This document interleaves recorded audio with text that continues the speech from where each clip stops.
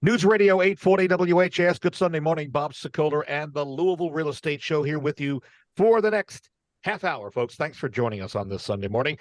Great folks with us. Interesting questions ready for you.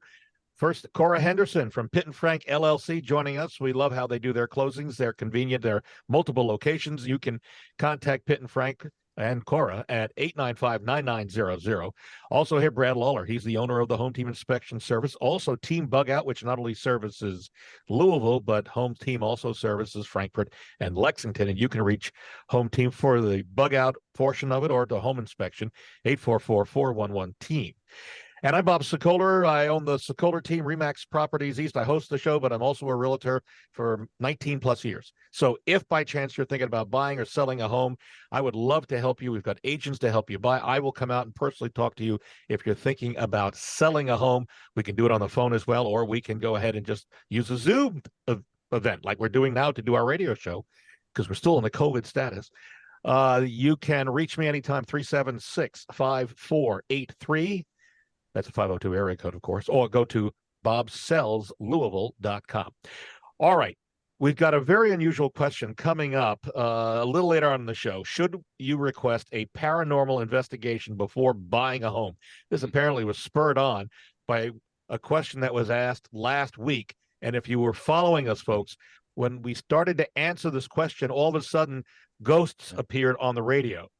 Like they were playing music and promotions and Bloomberg Minute over the radio show, which I still haven't heard back from why that happened yet. It's all because Lee giggled about it. Yeah, maybe she did. Lee Harris at Limestone. But so if it happens again, you know there really is something going on out there that's paranormal. We'll talk about that in a second. But that spurred on. I collect all these questions that we get, and some of them are more unusual. So we're going to call this a speed round for both Cora and Brad. And by the way, if you want to see a replay of this show, just jot this down.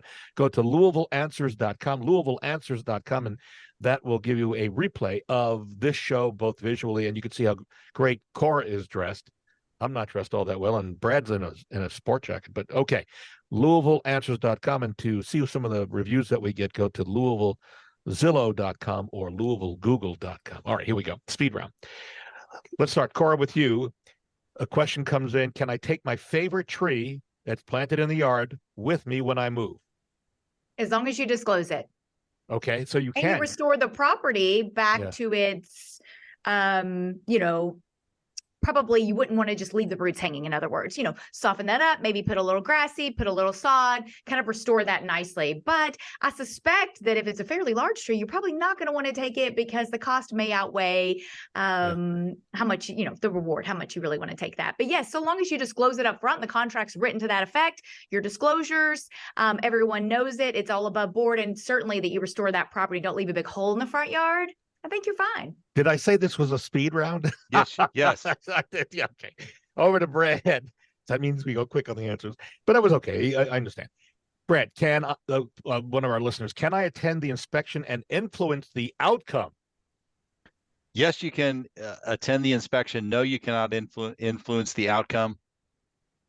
Possible if they give you a couple of bucks? Oh, speed round. No. Now, we have to follow specific standards of practice, and actually it's probably more of a detriment. We will hand you a flashlight and let you go look for any defects that you want to. You can report back to your favorite home inspector, let us know what you found, and then we'll discuss whether or not it's really a defect. We do that all the time. All right. Very good. Let's go back over to Cora. By the way, my son Greg joining us now late, but he's here. This is indicative of other scenarios, Cora. So just take the question is, can I include my pet fish in the sale of the home? Greg, we're doing a speed round with some unusual questions. Can I include my pet fish in the sale of a home? But it could be other things like a pool table or Ferrari. A Ferrari, right. Actually, there is one about that. Yes, Cora, answer, please. Short answer is yes. Again, as long as it's disclosed, and be aware that personal property may require a separate addendum so that there's no argument that it has value and affect financing. Got it. From a seller, can I request a second inspection if I disagree with the first one, Brad Lawler Home Team Inspection? That's an interesting question. I don't know if they're saying, should they hire another home inspector to do it? If you're asking this, I mean, That happens periodically. Since we follow the same standards of practice, we're probably going to end at the same point, but sometimes things are overlooked, admittedly. I'm not going to poo-poo the idea, but I don't know how many major defects, would be found by a second inspector, but I can't say it's not a bad idea. And I want to go back to Cora's point just a second ago about things that are left behind. We were once asked to inspect an old Triumph TR3 that was left in a garage as part of the sale. They thought the home inspector could inspect the car too. Yeah. Honestly. Yeah. The word home inspector. Yes, that's kind of what we said. Right. Yeah. And to take that one step further, one of the other questions that came in from one of our listeners, can I leave my collection of garden gnomes or do I have to take them with me? Cora, Greg. Same rules apply. Same thing. It's negotiable, correct? As long as it's disclosed and it's agreed to. Have you ever had any garden gnomes, Greg? I guess not. I mean, I was going to say, unless they're like affixed to the wall and you see them while you're viewing the home and expect them to be in the contract. We always say write everything into the contract. But yeah, I mean, if there's a hole in the wall, you patch it. You got to remove the garden gnome, you got to disclosure and communication are key. Yeah, insert TV as well instead of garden gnome if it's a mounted wall TV. Fix the holes. This one's for everybody. Can I fix issues myself instead of disclosing them based on the inspection report? I guess more Cora than anybody else. Sure. So it depends on how the contract's written and the repair request is accepted. A lot of agents will include language like work to be done, repairs to be done by a qualified contractor or a certain contractor. In general, it may say licensed, although it may remain qualified, which doesn't necessarily mean licensed. So the short answer is yes, but it depends on what the contract says. So be careful. And the question is, am I qualified? I know how to change a GFCI. I can change the breaker in my electrical panel, but am I qualified? Am I licensed? That's where, again, it goes down to be specific, communicate, don't leave anything up for interpretation, because that's where you start to get into some gray areas. So if you're dealing with things of electrical manners, get somebody licensed if you're worried about it. And if you're trying to fix things, don't wait until the inspection. Go through the house yourself. And if you need to put a GFCI in the kitchen, it's not that hard. You could probably Google how to do it with pretty easy fix, and you get it done. And then when the inspector comes in, they're not going to flag you for it. So, Greg, you signed on late, Greg. It's called speed round, just FYI. And so, just incidentally, on this issue, if you're going to have the seller fix the items themselves in the repair response, you need to say, seller will repair the items themselves personally. Something along those lines. Cora is shaking her head, which tells me I'm on the right track. We move forward. This one, I guess, Brad, another one that you're going to love this. Can I ask the inspector to go easy on the property? Usually we get it the other way around. The buyers will often say to us, we want to know every little thing that's wrong with it. Sometimes we've had sellers meet us and say, hey, we've disclosed a lot of things, so please don't look real deeply. But again, we've got to follow a standard of practice. And I've never had a buyer say go easy. I've had listing agents that have maybe suggested that. Really? Yes, we have. But wait, if a seller says to the inspector, hey, I've buried a couple of things, go easy, do you guys go even harder on it then? No. Because they're looking for... I think we're still following that same standard of practice. It's still the same list. But yeah, maybe we're looking a little bit more closely for things that have been hidden. But I know it's speed round, but I want to touch real quick back on the last question. If you do have something that is required by a licensed inspector in the repair request, you can always counter back and say, these things will be licensed, these things I don't want to, and then you negotiate. Speed round. Okay. This may be the final question on this segment. Cora, this from a seller, what if I want to keep the house, I want to sell the house, but keep the mineral rights, and followed by from someone else, can I sell the house, but not the land underneath it? Cora. Yes and yes. Oh, and go a little further, because now you've got our intro. Oh, okay. I get permission to talk. Man. I love it. Give me the mic. Yes. So absolutely, you can reserve those mineral rights. In fact, there may be certain lending institutions or, that may have concerns with that. But nonetheless, if that's something where like, hey, I want to be able to dig for oil on this property, it could be valuable to you. So you may want to reserve certain rights, and there's certain legal documents to effectuate that. And yet you still sell the real property, but you have the right to come onto the property and extract those lovely minerals. And then you had mentioned your other point was, remind me, Bob. Well, it was both the mineral rights or keep the land underneath it. Yes, keep the land underneath of it. So, in fact, a lot of ground leases, are held that way, where a lot of our commercial buildings will be built and owned, but they don't own the land underneath. So, it's quite more common in commercial, more than it is in residential. But short answer, yes, always have to have your documents properly drafted in order to capture that. Very good, important point. If it's not in writing, it doesn't exist, as we all know. All right, and the real last question is, what if the inspector finds something paranormal or supernatural in the house? And we're going to hold the answer to that, because that's the topic for this week, is should you have a paranormal, what does that look like? Brad actually has an answer for this, folks. As surprising as it sounds, you can buy something. So we'll talk about that. That's going to come up after the break in a few minutes. If you are thinking about selling your home, we have a free, no obligation booklet has hundreds of useful tips. You want a copy? Hey, it's free, no obligation. Send me an email, bob@wesellouisville.com. Put selling tips in the subject line, and I'll send that out to you. And also, by the way, we have an inspection email that if you have wondering about what does an inspection entail, Brad has furnished that. We can send that out to you. Again, bob@wesellouisville.com is the email address, and put inspection rundown in anything that says inspection. Back to the questions we go, the formal questions. In this email, Bill writes that he had a problem recently with his dryer in his new house. And Brad and I actually talked about this, because I did too. This actually was interesting. The part that heats up quit working. The repair person said it may be due to living or the dryer vent and not having it cleaned often enough. And so Bill is wondering, how often should he clean the dryer vent, and what determines what company he should do the best job? So Brad, how often? Yeah, so it's going to depend on the type of piping that you have, the vent pipe. Okay, so if you're using one of these cheap, flimsy, plastic, corrugated vent pipes, or the metal type, frankly, I would just pull that off every year or so and replace it with another one. If the better ones are the ones that have straight pieces of metal ductwork that vents it out, those don't trap as much lint, and those can probably be cleaned every I don't know, I'm sure the duct cleaning companies are going to tell you every year, but I would think every couple years. But I will tell you, if you go outside your house and your vent has a lot of lint coming out of it, or the little vent door is propped open, it's time to get that duct cleaned out, because yes, those can be a fire hazard.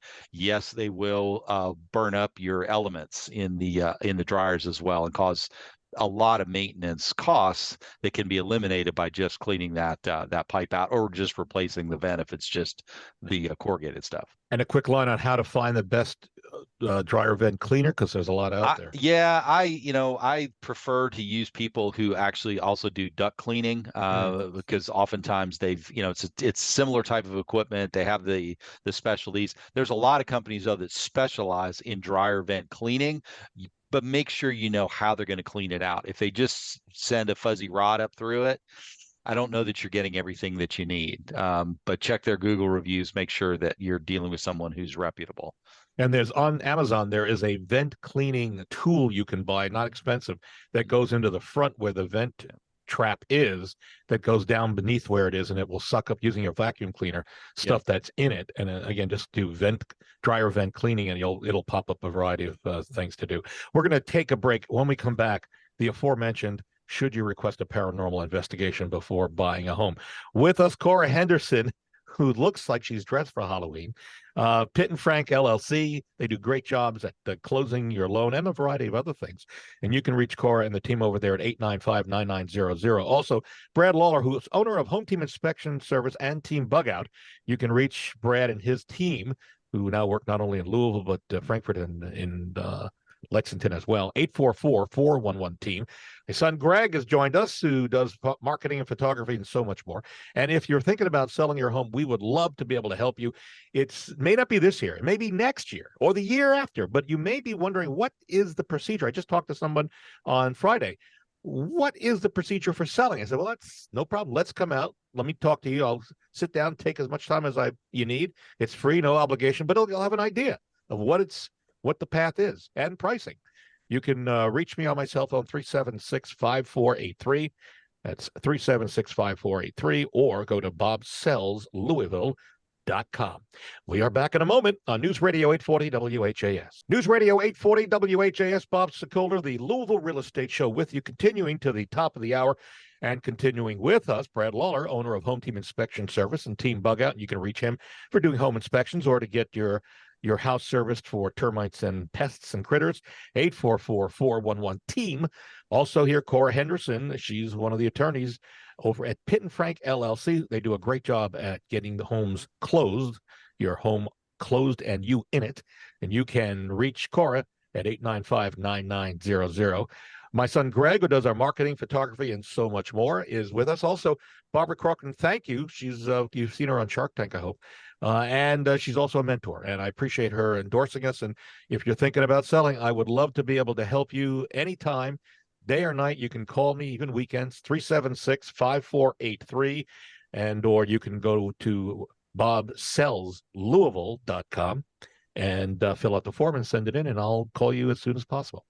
All right, so we had a call that came in, which this was, should we, when we're buying a home, request a paranormal investigation before buying a home? I thought this was more of a Halloween question, but there's this person wasn't joking. It was serious.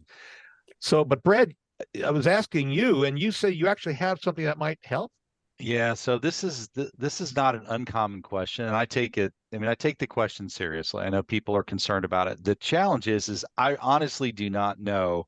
I'm not trained in paranormal detection. So what I have been told is that people who are interested in this are looking for EMF, okay, electromagnetic frequencies.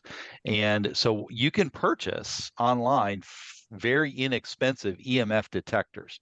We have had clients who have come into inspections carrying these EMFs, and they are using them for fluorescent lights. Sometimes they give off those frequencies that bother people. Sometimes they think that it gives them headaches. Chuck Crosby, remember years ago, Bob was talking about, he used to live near power lines. Yeah. And so Chuck had a concern about EMF, or the person buying his home had come in concerned about EMF.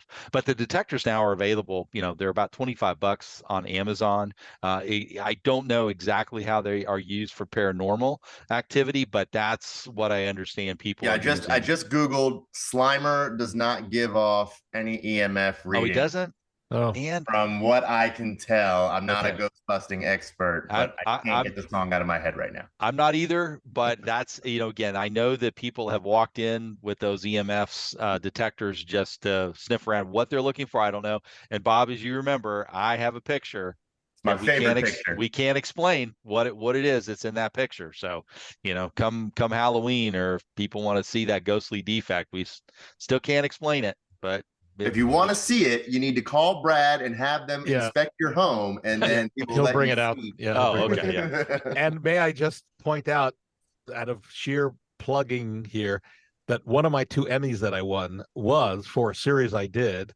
I think it was with photographer David Andrews. I don't know where he is these days, on ghosts in the Kentuckiana area.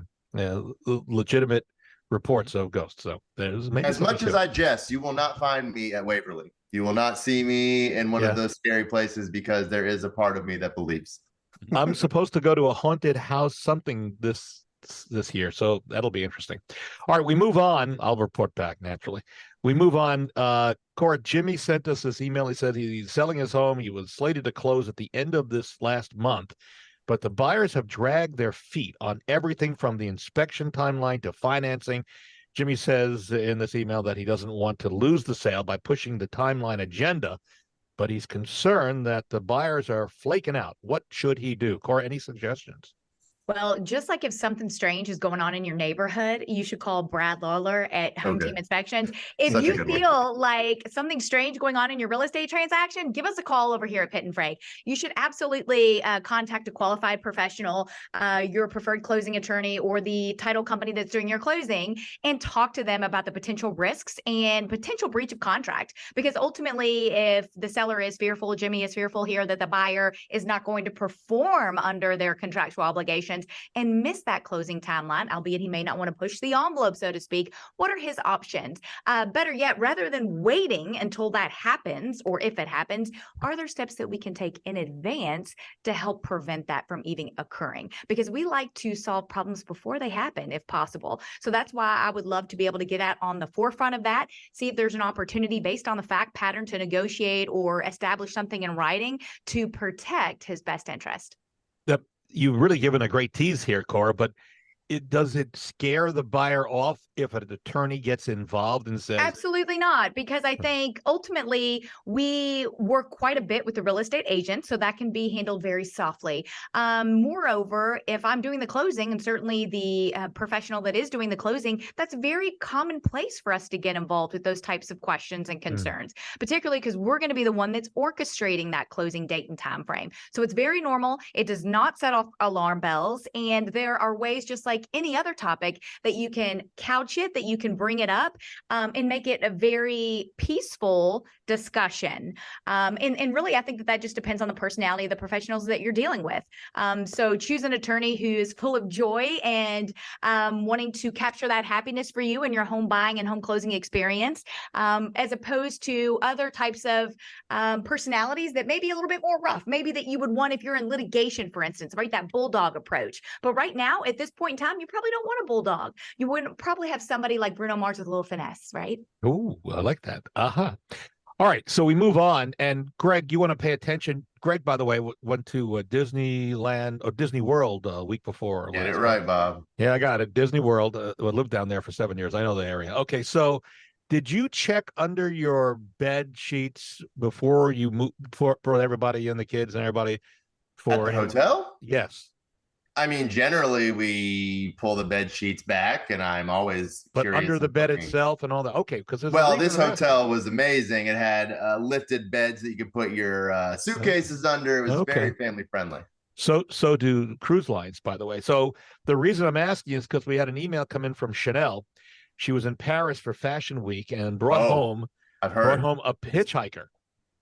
It's a big it's really bad in Paris right now. Yep. Used to be in New York City. Right now there is a resistant, and Brad probably knows this, it's resistant to treatment. We're talking bed bugs, correct? Yeah, right. Yes. Yeah. It's resistant to any standard form of treatment of debugging, and it's a major issue right now. So apparently the bed bug got mixed in with her luggage, hitchhikes back. Yeah. So she's wondering what can she do to eliminate. Wait, is she in Louisville, Kentucky? Tell her to go to Paris. Nope. Tell her to go home. I think it's too late, Greg. Take those bed bugs back. Maybe. How can she eliminate bed bugs biting her in the middle of the night? So, Brad, this doesn't sound very good. Yeah. No. So the bed bug treatments can be very difficult.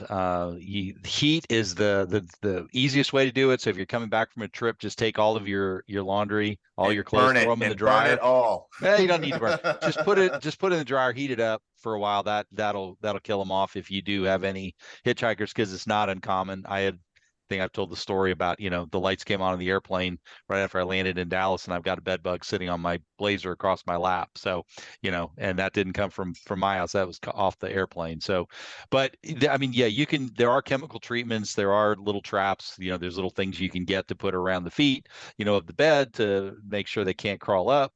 But the reality is they're coming on the person, they're getting into the bed, then they live in all the crevices. They can live in your dressers, they can live in headboards, but they need a host. They've got to feed on you. If you're not there, they've got nothing to feed on, but they're attracted to your breath. They're attracted to the carbon dioxide that you're breathing out. Right. And that's what pulls them to you, and that's why they get on you in the middle of the night.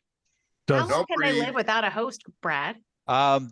Probably not more than, I don't know, maybe 10 days. I'll have to check that, but it's not a real long time. So they're going to be looking for the host, but they'll hang out in the crevices and all the little sewn parts of the mattress. But you can see red spots. They're relatively easy to see.